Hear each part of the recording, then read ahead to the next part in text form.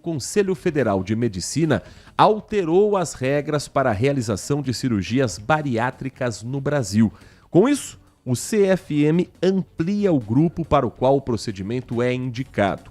Entre as principais mudanças, a indicação a adolescentes a partir de 14 anos e pacientes com índice de massa corporal acima dos 30, que é a chamada obesidade de grau 1. Anteriormente, o índice de massa corporal, o IMC mínimo, era de 35. Para a gente conversar sobre esse assunto, o Manhã Bandeirantes convidou nesta manhã a presença do Dr. Gustavo Peixoto, que é médico do grupo Cora Saúde, especialista em cirurgia bariátrica. Doutor Gustavo, muito bom dia. É um prazer ouvi-lo aqui na Rádio Bandeirantes Campinas. Obrigado por atender o nosso convite. Bom dia a todos. Prazer meu de estar aqui com vocês para falar de um tema tão relevante. Doutor Gustavo, o senhor entende que essas regras novas do Conselho Federal de Medicina vêm num bom momento? O senhor concorda com essa mudança e principalmente com a ampliação do público permitido a fazer a cirurgia bariátrica? Sim, os resultados de segurança e eficácia de longo prazo da cirurgia bariátrica corroboram essas medidas, porque hoje nós temos estudos de cirurgias bariátricas realizadas em adolescentes, mostrando que é muito seguro. Nós temos estudos de cirurgias metabólicas realizadas para controle do diabetes grave em pacientes com obesidade leve, que também se mostraram muito seguros e muito eficientes. E, além de ampliar as indicações, novas técnicas foram incorporadas no portfólio de cirurgia bariátrica. E isso vai fazer com que o cirurgião tenha mais possibilidade de customizar a cirurgia para a necessidade do paciente. Já havia um pedido da sociedade médica, já havia uma cobrança para ampliação dessa faixa etária principalmente, e quem toma a decisão final sobre uma cirurgia de um adolescente de 14, 15 anos? O próprio médico aponta a necessidade, isso é conversado com os pais, com os responsáveis, é preciso ter autorização legal deles também? Sim, importante a gente ressaltar que as cirurgias abaixo de 18 anos, elas já eram realizadas entre 16 e 18 e que havia um protocolo específico com a liberação, a concordância de 2 médicos e tinha que o adolescente ter uma condição de saúde ameaçadora à sua sobrevivência. Isso, na verdade, agora acabou. Entre 16 e 18 anos, né, o protocolo vai ser o mesmo protocolo de adultos, exceto com a condição de que o pai, né, ou o responsável vai ter que autorizar junto com a concordância do paciente. O que aconteceu de grande novidade foi ampliar essa indicação para pacientes acima de 14 anos, que passam a ser elegíveis em situações de doenças ameaçadoras à vida.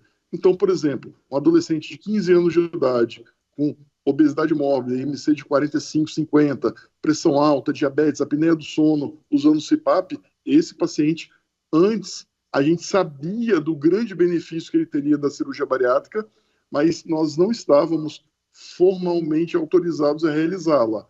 Agora, nós passamos a estar formalmente autorizados a avaliar elegibilidade nessa faixa etária. Outra coisa importante foi a ampliação da idade para cima. Havia um limite de 70 anos que hoje não existe mais. Então, os pacientes são avaliados independente da idade máxima, de acordo com a sua condição de risco cirúrgico, de capacidade cardiorrespiratória para passar por uma cirurgia de grande porte.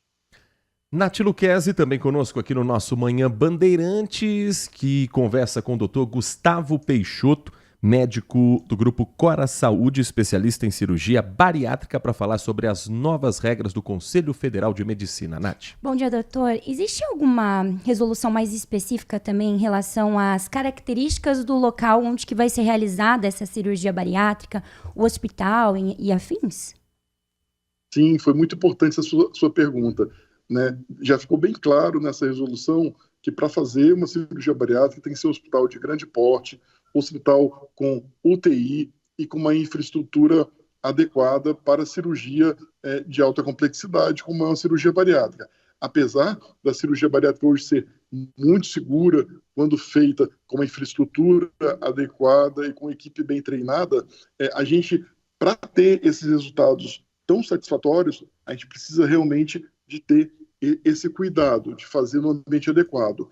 Os pacientes com IMC maior do que 60, aqueles que são chamados de superobesos, eles devem ser referidos para hospitais que tenham uma estrutura ainda mais apropriada para atender o obeso mórbido, ou seja, camas que suportem o peso avantajado, macas de cirurgia que suportem pacientes com esse peso, né, acima de 200, 300 quilos. Então, sim, realmente existem quesitos de infraestrutura que são fundamentais de serem respeitados.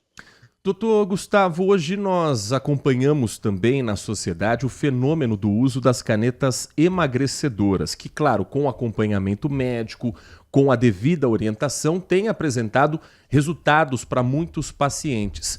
Como saber quando a caneta emagrecedora não é suficiente e há necessidade, aí sim, de uma intervenção cirúrgica?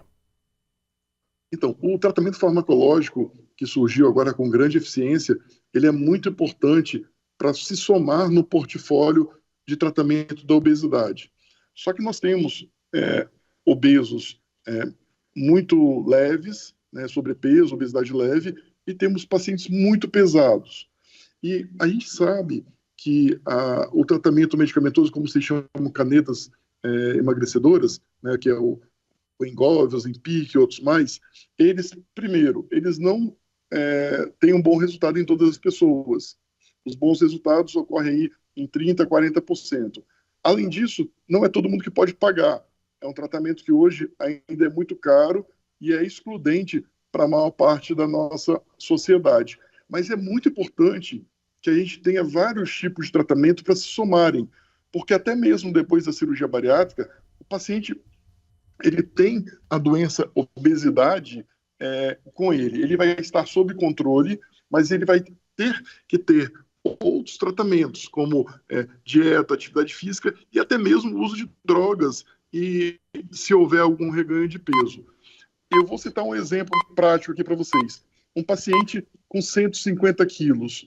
Um paciente com 150 quilos, se ele usar a caneta emagrecedora e tiver um ótimo resultado, perder 20% do peso, ele ainda vai continuar com 120 quilos. Então, para quem é obeso mórbido, para quem tem um peso muito acima do ideal, mesmo com bom resultado da caneta emagrecedora, você ainda não consegue atingir o peso que seria adequado.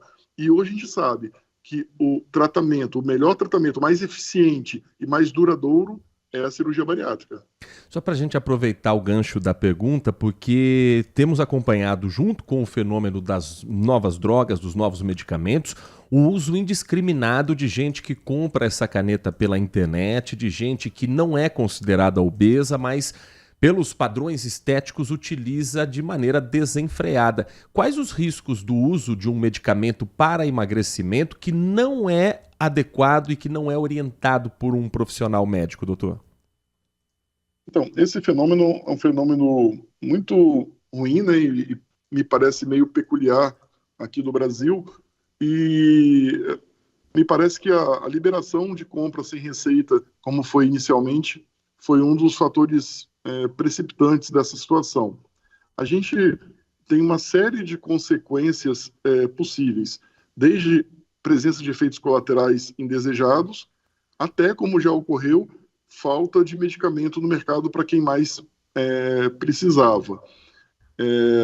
Todas essas canetas emagrecedoras têm efeitos colaterais de menor monta, como náuseas, vômitos, constipação intestinal, mas outros efeitos colaterais mais graves já foram relatados, como alterações na visão, alterações renais, etc. Então, realmente, tem que ser um tratamento com supervisão médica.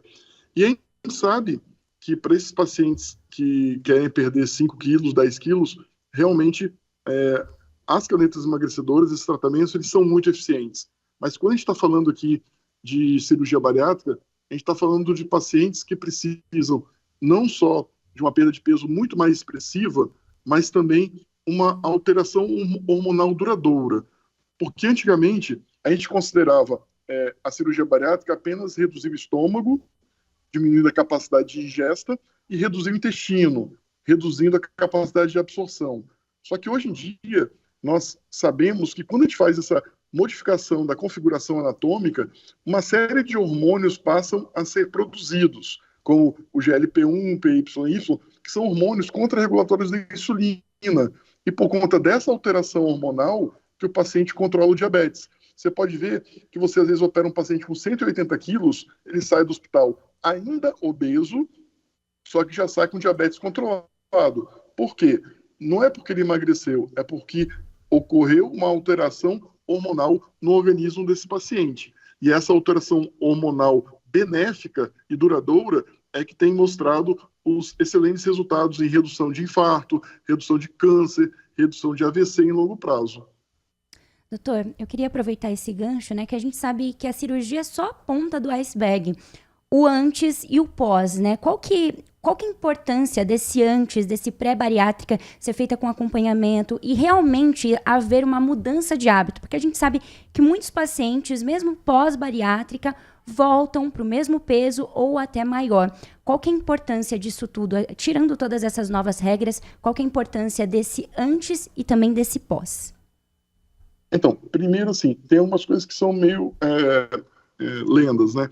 Quando a gente vê os estudos de longo prazo, você pega um grupo de 5.000 pacientes, que é o SOS Study, e opera esses doentes, pega outros 5.000 e não opera, depois de 20 anos, o grupo que não operou, ele está muito mais obeso, doente e com menos gente viva do que o grupo que operou. Então você pode ter uma perda de peso e depois um reganho, mas quando você vê valores médios de coletividade, eles nunca chegam nem perto de pacientes que não operaram, né? Então, nessa questão de reganhar peso, pode ter um caso ou outro anedótico, isolado, mas quando você faz estudo populacional, não é isso que a gente encontra. Na equipe multidisciplinar, além do cirurgião, é fundamental ter um clínico, que pode ser um clínico geral ou, de preferência, um endocrinologista, ou a avaliação do cardiologista, do psicólogo / psiquiatra, dependendo do caso, do nutricionista, e pode ser necessário outros médicos, como o pneumologista, sempre o anestesista antes da cirurgia. Então, essa equipe multidisciplinar vai fazer a avaliação dos pacientes. A questão do tempo que ele vai ficar em avaliação vai depender de caso a caso. Alguns pacientes que chegam para a gente para avaliação de cirurgia, eles já estão em tratamentos com endocrinologista há 8, 10, 15 anos. Então, eles já chegam semi-prontos, eu diria.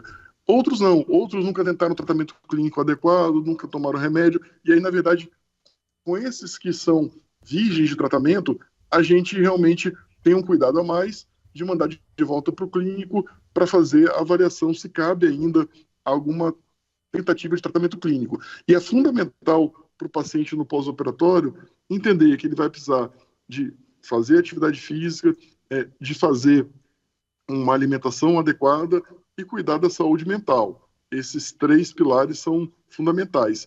E, alguns casos que começam a reganhar peso, a gente pode usar também tratamento medicamentoso, como as canetas emagrecedoras e outros mais.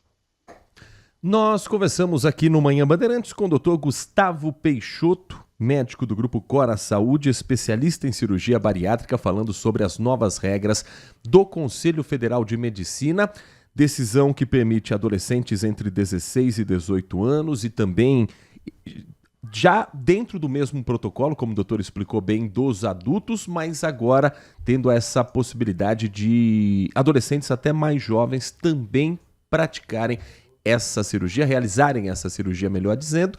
E quem tiver mais dúvidas, doutor, você tem algum contato? Pode passar seu Instagram, alguma forma da gente também divulgar o seu trabalho para quem está nos acompanhando nesta manhã? Em primeiro lugar, muito obrigado pela oportunidade de conversar com vocês sobre um assunto tão relevante.